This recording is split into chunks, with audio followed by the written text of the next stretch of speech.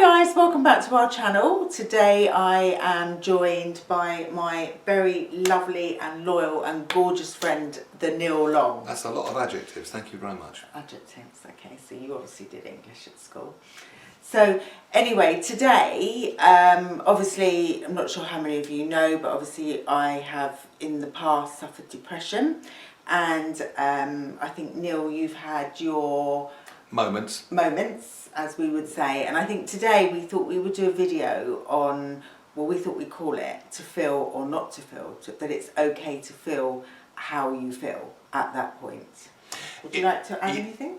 Oh yes, it's what I've learned. Because I'm always saying, because I say on my radio show, I'm a mental health advocate, and I thought, well, if I'm going to say things like that, it's only fair for me to be absolutely honest about my experiences, or as honest as I can be. And it's a dual thing. This is what I've learned. It's a dual thing. In one sense, you have to allow yourself to feel what you feel. In the other sense, you don't want to be stuck there forever.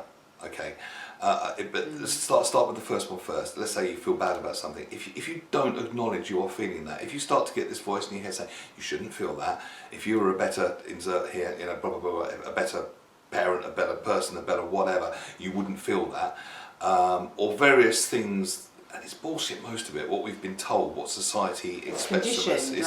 It's conditioned response. You know, you shouldn't feel this, you shouldn't feel that. But the truth of it is, you are feeling that at the moment, rightly or wrongly.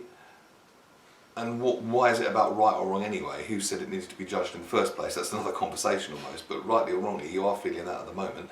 So that's okay to feel that, because if you go, it's not okay to feel that, then you're going to feel not okay, because essentially you're saying one thing and feeling another, and that's going to cause you all kinds of conflict, cognitive dissonance, or you know, whatever the professionals will call it.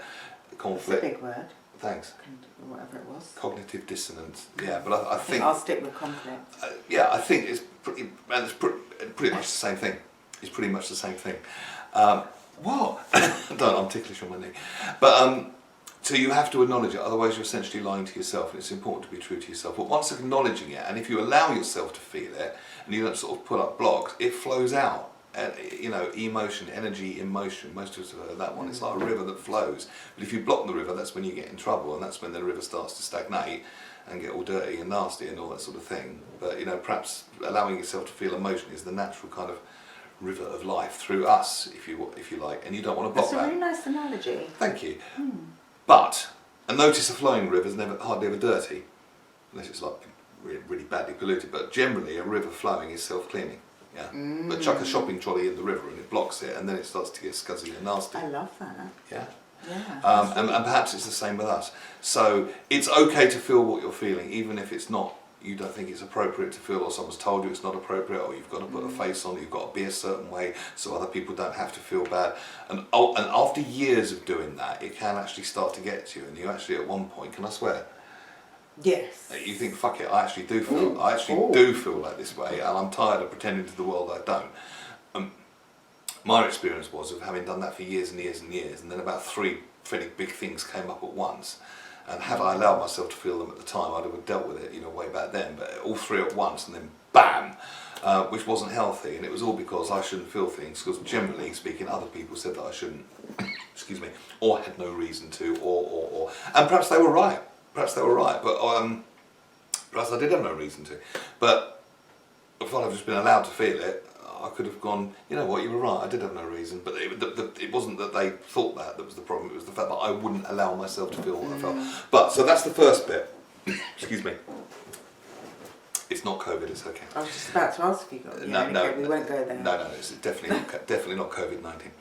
I promise you. It's... the other part of it is, once you have felt the feelings, you don't want to stay there forever. And that's where the strategies of mental health professionals can come in and teach you, if you like, to think and act and behave and be.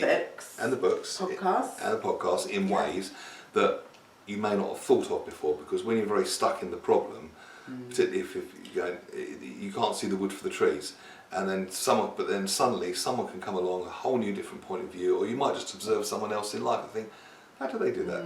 What are they doing differently to me that if I was doing, I would feel the same as then, if you know what I mean. You know, we can pick up bad behaviours and ideas from other people, but equally we can pick up good ones. Or we might listen to a fantastic podcast, or we might read a book by a famous author, or a myriad of things. And that's really it. So it's just acknowledging it in the first place, and then the strategy is to move through it, and then hopefully grow from it. Although if growth happens, brilliant, but you don't have to suffer to grow and all that sort of thing.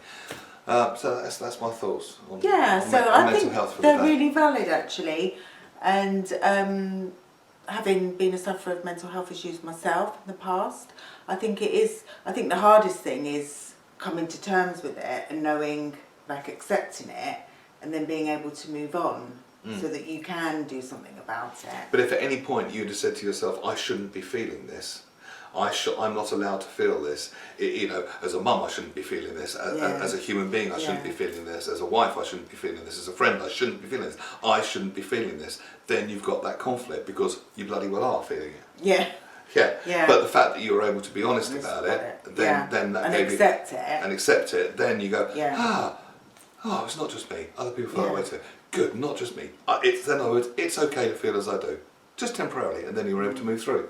Yeah, definitely. It's the putting up the blocks, it's the resistance to it, it's the putting that up shopping trolley in the river. in the river, and those blocks are either put there by us or by what other people have told us. And generally it's a story we or they made up. It's not, it doesn't really have any basis in truth. The truth is how you feel, and you won't feel that way forever.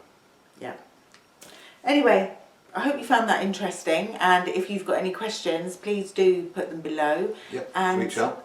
Reach out. And I'd like to say thank you to my lovely friend Neil for coming on to the channel today. You're welcome. Read her new book, it's really good. Take care, guys. Lots of love. Bye.